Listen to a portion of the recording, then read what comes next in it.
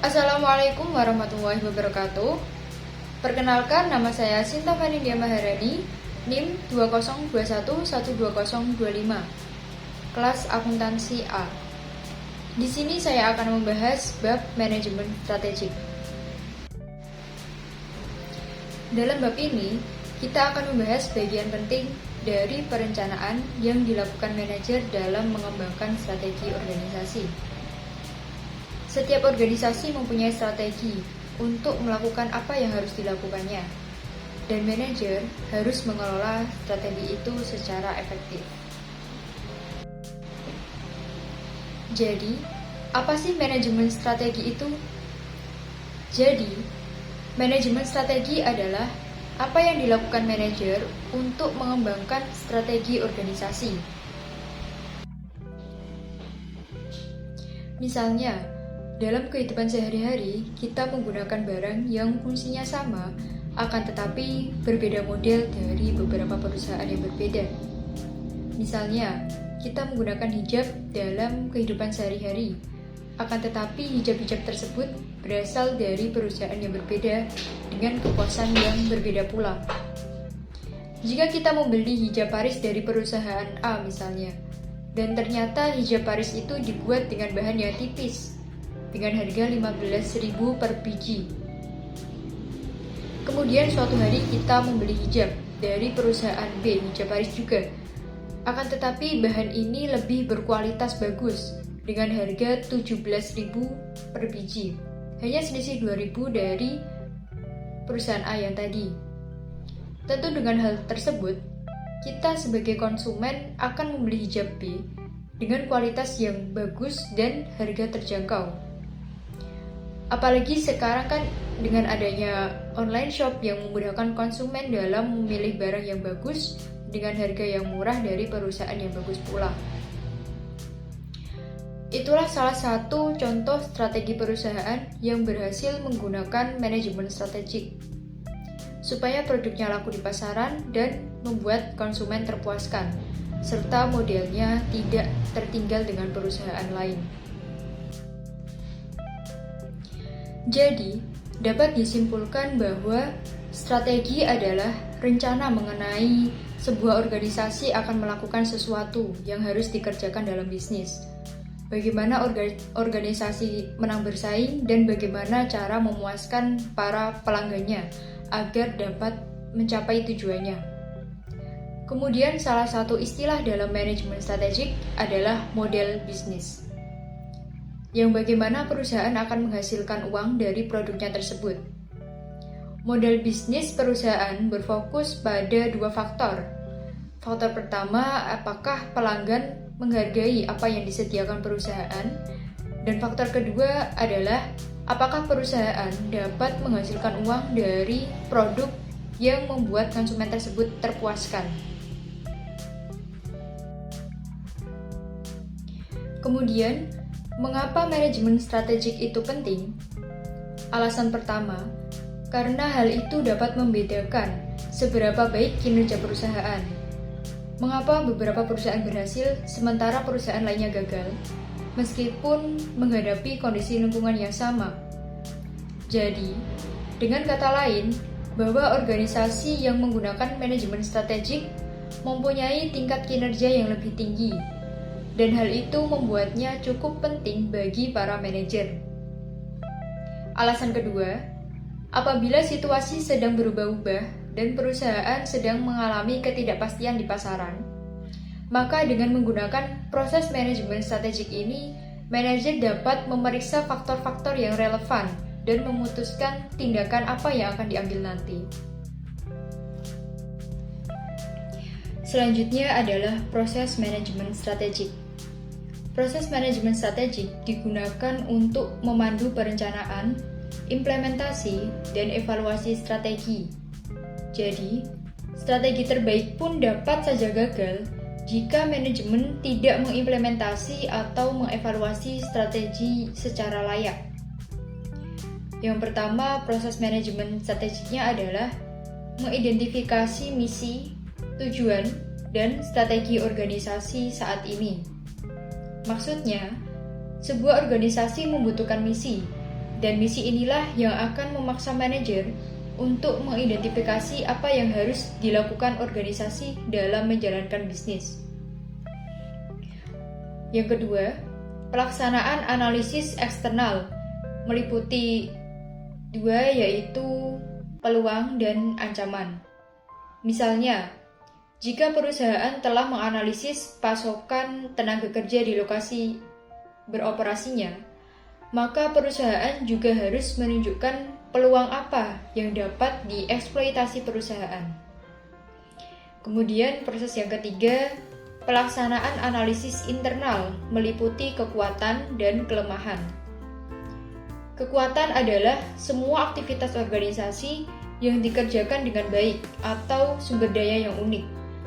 Sedangkan kelemahannya adalah sumber daya yang diperlukan akan tetapi belum dimiliki oleh perusahaan. Kemudian yang keempat adalah memformulasi strategi. Maksudnya, pada saat memformulasikan strategi, manajer harus mempertimbangkan realitas lingkungan eksternal dan sumber daya yang tersedia untuk membantu organisasi mencapai tujuannya. Kemudian proses yang kelima adalah mengimplementasikan strategi. Setelah diformulasikan, strategi harus diimplementasikan. Tidak peduli seberapa efektif strategi sebuah perusahaan yang telah direncanakan, kinerja tetap buruk jika tidak diimplementasikan dengan benar. Kemudian proses yang terakhir, yang keenam adalah langkah terakhir dalam proses manajemen strategik adalah mengevaluasi hasil strategi. Bentuk-bentuk strategi dibagi menjadi dua. Yang pertama adalah strategi korporat. Yang kedua adalah strategi kompetitif. Kita akan membahas terlebih dahulu tentang strategi korporat. Apa sih strategi korporat itu? Jadi, strategi korporasi atau korporat adalah apa yang ingin dikerjakan perusahaan dengan bisnis tersebut atau menyangkut cita-cita perusahaan. Contohnya, seperti perusahaan Dior yang ingin menjadi perusahaan fashion termahal di dunia. Kemudian jenis strategi korporat ini dibagi menjadi tiga, yaitu pertumbuhan, stabilitas, dan juga pembaharuan. Pertumbuhan. Dengan strategi pertumbuhan, sebuah organisasi dapat memperluas jumlah pasar yang dilayani atau produk yang ditawarkan. Karena strategi pertumbuhannya, sebuah organisasi dapat meningkatkan pendapatannya dan jumlah karyawannya. Kemudian yang kedua adalah strategi stabilitas. Strategi ini terus melayani klien yang sama dengan menawarkan produk atau layanan yang sama, mempertahankan pangsa pasar, dan menjaga operasi bisnis organisasi saat ini. Dengan jenis strategi ini, organisasi tidak bertumbuh, tetapi juga tidak tertinggal di belakang. Kemudian strategi yang ketiga adalah strategi pembaharuan. Strategi ini untuk mengatasi kinerja yang menurun dengan cara memangkas biaya operasi organisasi, sehingga perusahaan bisa bersaing kembali di pasaran. Kemudian dalam strategi korporat ini ada yang namanya matriks BCG. Apa sih matriks BCG itu? Jadi, matriks BCG membantu manajer menyusun prioritas alokasi sumber daya dan untuk memperkenalkan bahwa berbagai jenis bisnis yang dijalani dalam sebuah organisasi dapat dievaluasi dengan matriks BCG ini. Seperti gambar pertama yaitu star atau bintang, menunjukkan kondisi keemasan di mana perusahaan meraih kesuksesan dengan ditandai oleh pertumbuhan pasar yang tinggi, diimbangi dengan pangsa pasar yang tinggi pula.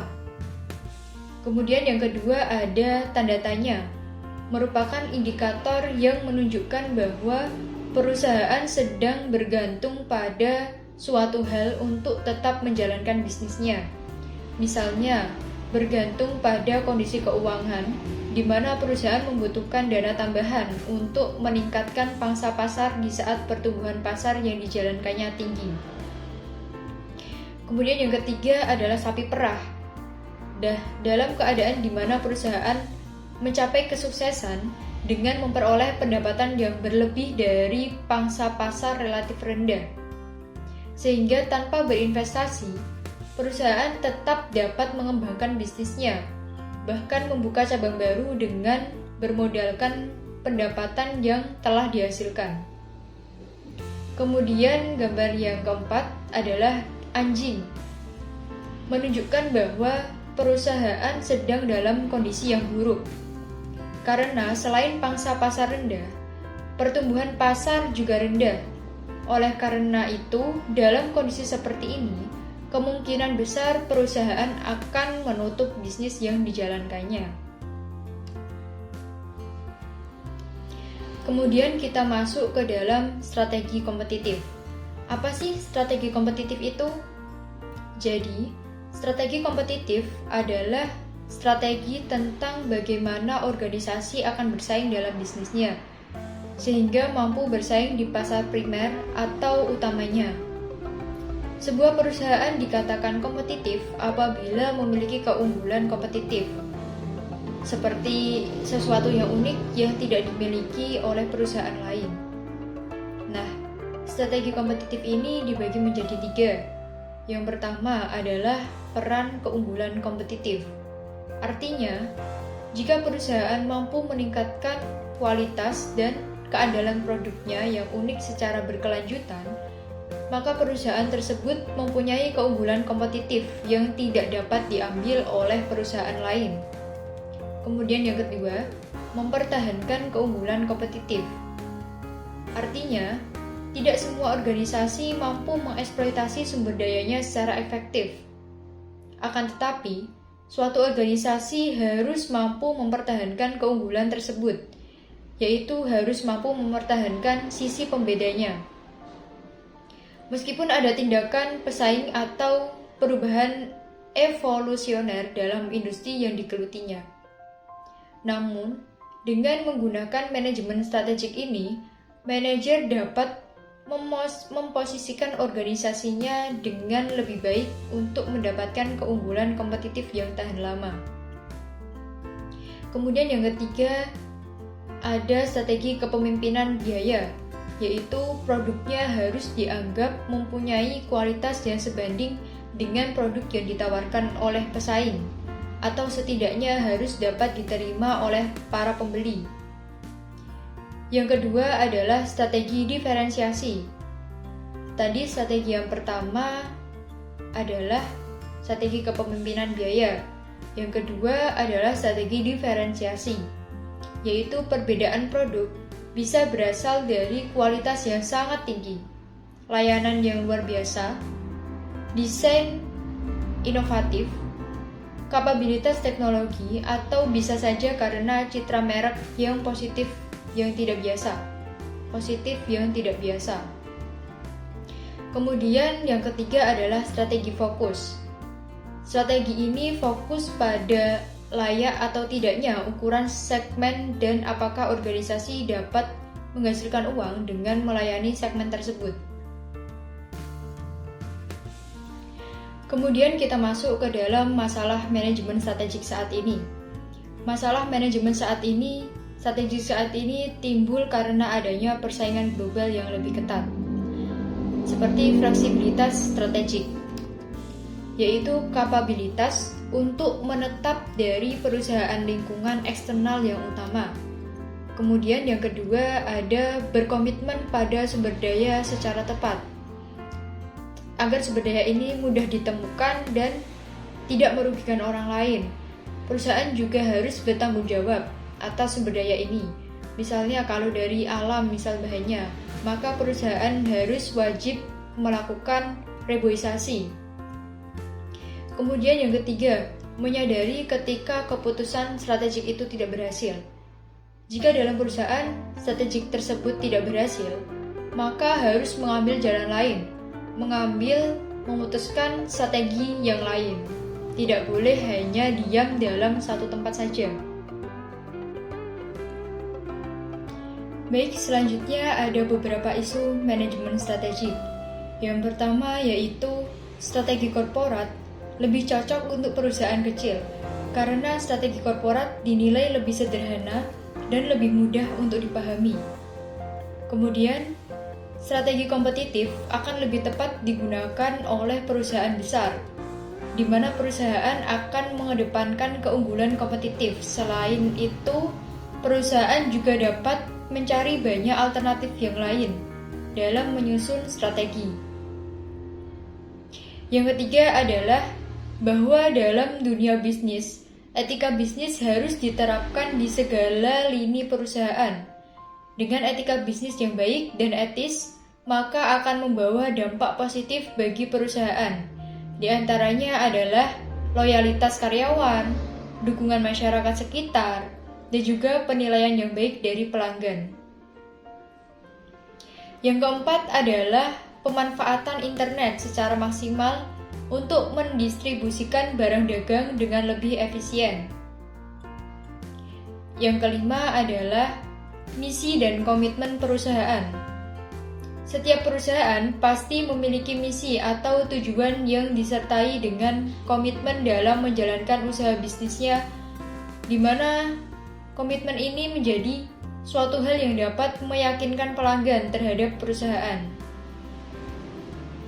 Jadi, kesimpulannya adalah perusahaan dalam menjalankan bisnis membutuhkan analisa situasi dan kondisi perekonomian, meliputi lingkungan internal dan lingkungan eksternal.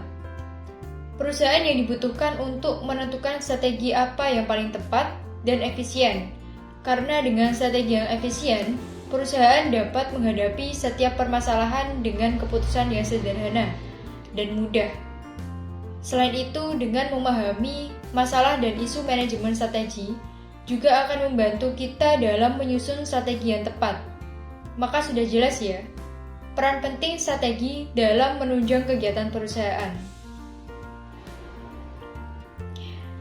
Sekian penjelasan presentasi dari saya. Mohon maaf apabila ada salah kata dalam penjelasan saya. Terima kasih. Wassalamualaikum warahmatullahi wabarakatuh.